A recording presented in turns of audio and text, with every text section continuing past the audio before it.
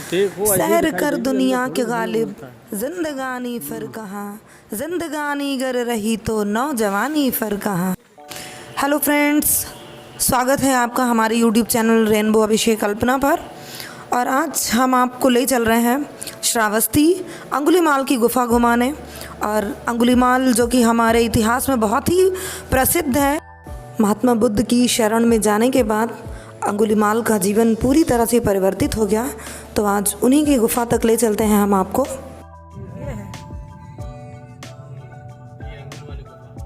ये अब की बनी है कि पहले की ही बनी है? ये अंदर जो गुफा बनी हुई है। इस वीडियो के साथ में हम लोग अंगुलीमाल और महात्मा बुद्ध की कहानी को भी सुनते हैं। अंगुलीमाल एक खूंखार डाकू था जो मगध देश के जंगल में रहता था। जो भी राहगीर उस जंगल से गुजरता वह उसे रास्ते में लूट लेता था और मारकर उसकी एक उंगली काटकर माला के रूप में अपने गले में पहन लेता था। इसी कारण लोग उसे अंगुलीमाल कहते थे। एक दिन उस गांव में महात्मा बुद्ध आए। लोगों ने उनका खूब स्वागत सत्कार किया। महात्मा बुद्ध ने देखा वहाँ के लोगों में कुछ डर सा समाया हुआ है। महात्मा बुद्ध ने लोगों से इसका कारण जानना चाहा। लोगों ने बताया कि इस डर का आतंक का कारण डाकू अंगुलीमाल है। वह निरपराध राहगीरों की हत्या कर देता है। महात्मा बुद्ध ने मन में निश्चय किया कि वो उस डाकू से अवश्य मिल लेंगे। बुद्ध जंगल में जाने को तैयार हो गए तो गांव वालों ने उन्हें बहुत रोका, क्योंकि वे जानते थे कि अंगुलीमाल के सामने से बच पाना मुश्किल ही नहीं असंभव भी है। लेकिन बुद्ध अत्यंत शांत स्वभाव से जंगल में चले जा रहे थे। तभी पीछे से एक कर्कश आवाज़ कानों में पड़ी। ठहर जा, कहाँ जा रहा है? बुद्ध ऐसे चलते रहे मानो कुछ सुना ही नहीं। पीछे से और ज़ोर से आवाज़ आई, मैं कहता हूँ ठहर जा। बुद्ध रुक गए और पीछे पलट कर देखा तो सामने एक खूंखार व्यक्ति खड़ा था। लंबा चौड़ा शरीर, बढ़े हुए बाल, एकदम काला रंग, लंबे लंबे नाखून, लाल लाल आँखें, हाथ में तलवार लिए वो बुद्ध को घूर रहा था। उसके गले में अंगुलियों की माला लटक रही थी। वो बहुत ही डरावना लग रहा था। बुद्ध ने शांत व मधुर स्वर में कहा, मैं तो ठहर गया, भला तू कब ठहरेगा? अंगुलीमाल ने बुद्ध के चेहरे की ओर देखा। उनके चेहरे पर बिल्कुल भय का भाव नहीं था, जबकि जिन लोगों को वह रोकता था वे भय से थर थर कांपने लगते थे। अंगुलीमाल बोला, हे सन्यासी, क्या तुम्हें डर नहीं लग रहा? देखो, मैंने कितने लोगों को मारकर उनकी उंगलियों की माला पहन रखी है। बुद्ध बोले, तुझसे क्या डरना? डरना है तो उससे डरो जो सचमुच ताकतवर है। अंगुलीमाल जोर से हंसा। हे साधु, तुम समझते हो कि मैं ताकतवर नहीं हूँ?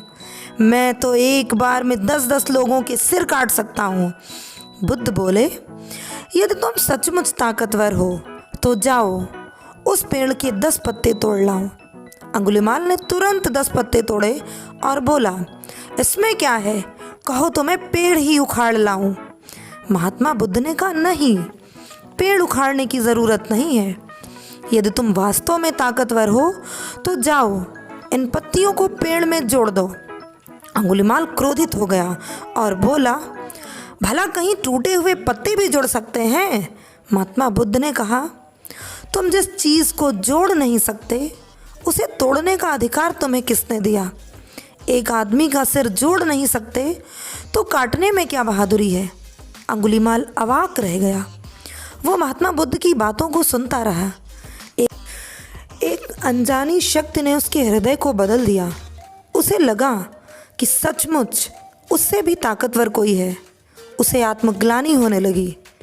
वह महात्मा बुद्ध के चरणों में गिर पड़ा और बोला, हे महात्मन, मुझे क्षमा कर दीजिए, मुझे क्षमा कर दीजिए भगवान, मैं भटक गया था, आप मुझे शरण में ले लीजिए। भगवान बुद्ध ने उसे अपनी शरण में ले लिया और अपना शिष्य बना लिया। आगे चलकर यही अंगुलीमाल एक बहुत बड़ा साधु हुआ। बुद्धम शरणम गच्छामि। और इस तरह भगवान बुद्ध और अंगुलीमाल की कहानी आज भी हमारे इतिहास में प्रचलित है। तो ये रहा अंगुलीमाल डाकू श्रावस्ती की गुफा और कच्ची कुटी। आपने उनकी कहानी के साथ साथ इस कुटिया को भी देखा होगा, महात्मा बुद्ध जी के स्तूप को भी देखा होगा और अंगुलीमाल की गुफा को भी देखा है, जिसको अब प्रोटेक्ट किया गया है। बहुत पुरानी गुफा है ये और करीब 6वीं शताब्दी की है। तो अभी तक इसको लोग अब देखने आते हैं। ये एक अब घूमने की जगह बन गई है। श्रावस्ती महात्मा बुद्ध के लिए एक बहुत ही फेमस जगह है। कभी आपको भी मौका मिले तो आप ज़रूर घूमने जाइए और महात्मा बुद्ध के विचारों से भी स्वयं को जोड़िए, क्योंकि भगवान बुद्ध का मार्ग विज्ञान का मार्ग है, तर्क का मार्ग है। थैंक यू दोस्तों, नमस्कार।